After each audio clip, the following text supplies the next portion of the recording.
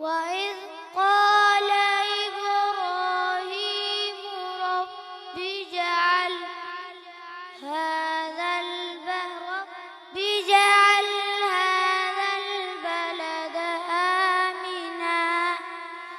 آمنا واجنبني وبني أن نعبد الأصنام رب إنهن أضللن كثيرا من الناس فمن تبعني فإنه مني ومن عصاني فإنك غفور رحيم ربنا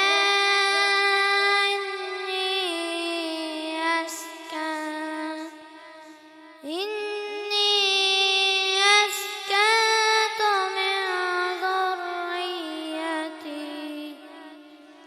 من ذريتي بواد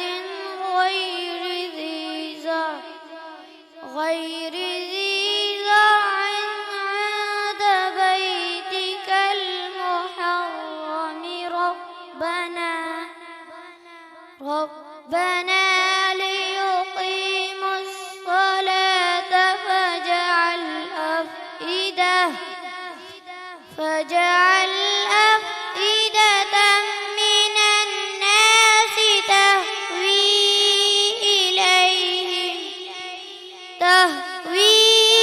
إليهم وارزقهم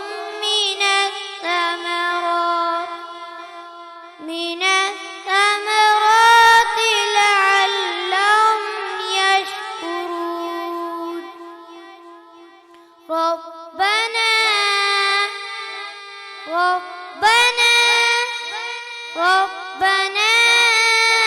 إنك تعلم ما نخفي وما نعلن وما يخفى على الله من شيء في الأرض ولا في السماء الحمد لله الذي وهب لي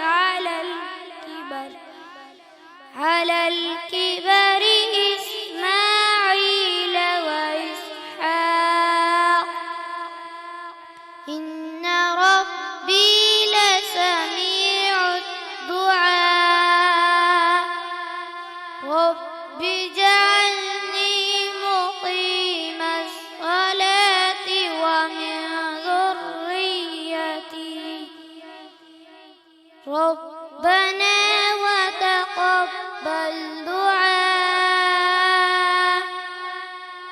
ربنا اغفر لي ولوالدي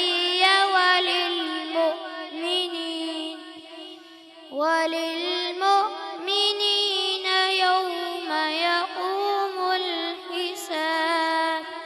صدق الله